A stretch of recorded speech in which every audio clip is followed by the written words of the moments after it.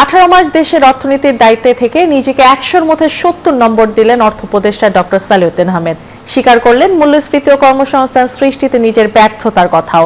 এদিকে সার্বিকভাবে অন্তর্বর্তী সরকারকেও 70-এর বেশি দেননি উপদেষ্টা সাখাওয়াত হোসেন। নির্বাচনের আগে সচিবালয়ের শেষ কর্মদিবসে 9 জন উপদেষ্টা শোনালেন নিজেদের সফলতা ব্যর্থতার গল্প। ফাগুন শুরুর 4 দিন আগে মঙ্গলবার সচিবালয় জুড়েই বিদায়ের সুর। গণঅভ্যুত্থানের মুখে 15 বছরের একটি শাসনের পতনের পর একটি অন্তর্বর্তী সরকারের শুরু 18 মাস পর, যার শেষ 10 ফেব্রুয়ারি।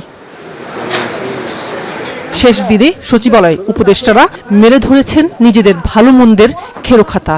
সরকারের সময়টা বড্ড কম হওয়ায় অনেক সিদ্ধান্ত নিতে না পারার আক্ষেপ অনেকের।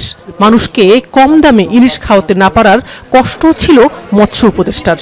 ইলিশের ব্যাপারে আমি প্রাপ্যতা কমে যাওয়ার কারণে দামটা কমাতে পারিনি। আমি এই ব্যর্থতা বলেন যেভাবে দোষারোপ করেন। ভুলভ্রান্তি থাকতে পারে, নিশ্চয়ই আপনারা ভুলভ্রান্তিগুলো ভবিষ্যতে পর্যালোচনা করবেন, কিন্তু এই কাঠামোটাকে দাঁড় করিয়ে আজকের এই জায়গাটা আনার জন্য আমি যতটা সম্ভব আমার করতে চেষ্টা করেছি।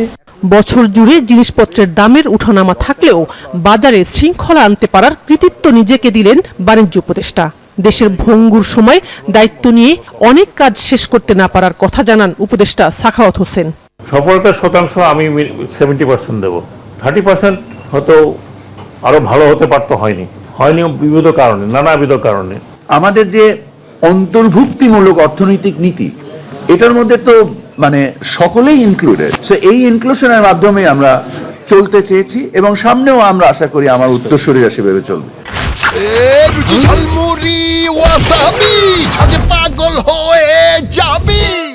এদিকে ক্রয় সংক্রান্ত উপদেষ্টা পরিষদের শেষ বৈঠকে রমজানের জন্য তেল, চিনি এবং এলএনজি আমদানির সিদ্ধান্ত হয়েছে।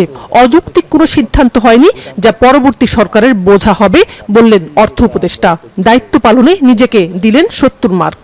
আমি তো 70-এর কাছাকাছি দেবো, 70 পাই না, বাকি 30 আমি বলছি, কারণ আমি একটু প্র্যাগমেটিক। আমি নিজের ড্রাম কিন্তু খুব কমই বাজাই। আমাদের অনেকগুলো করার ইচ্ছা ছিল, সেগুলো আমরা করতে পারি নাই। সেখানে যেগুলো করেছি একেবারে শেষ করে দিয়ে যেতে পারি নাই। এখন দেখুন এটা 100 মার্ক কেন দেবো আমাকে। 12 তারিখের নির্বাচন শেষে 15 ফেব্রুয়ারি থেকে নতুন মন্ত্রীদের জন্য অপেক্ষা শুরু প্রশাসনের এই সর্বোচ্চ কেন্দ্রের। মাত্র একদিন পর ত্রয়োদশ জাতীয় সংসদ নির্বাচন শেষ হতে যাচ্ছে ডক্টর ইউনূসের নেতৃত্বে অন্তর্বর্তী সরকারের 18 মাসের সময়। সচিবালয়ে আজকে উপদেষ্টাদের শেষ কর্মদিবস ছিল, তাদের কণ্ঠে ছিল বিদায়ের সুর। উপদেষ্টারা বলছেন 18 মাস রাষ্ট্র সংস্কারের জন্য একটি সরকারের খুব বেশি সময় নয়, তবে নিজেদের যেমন সফল বলছেন না, অন্যদিকে ব্যর্থ বলছেন না। এদিকে আগামী 15 ফেব্রুয়ারি রোববার যেদিন সচিবালয় খুলবে, সেদিন থেকে নতুন মন্ত্রীদের বরণ করে নেওয়ার জন্য প্রস্তুতি নিচ্ছে মন্ত্রিপরিষদ বিভাগ। মন্ত্রণালয়গুলো অপেক্ষা করছে তাদের নতুন মন্ত্রী পাওয়ার জন্য। সচিবালয় থেকে শাহনাজ ইয়াসমিন, নিউজ 24।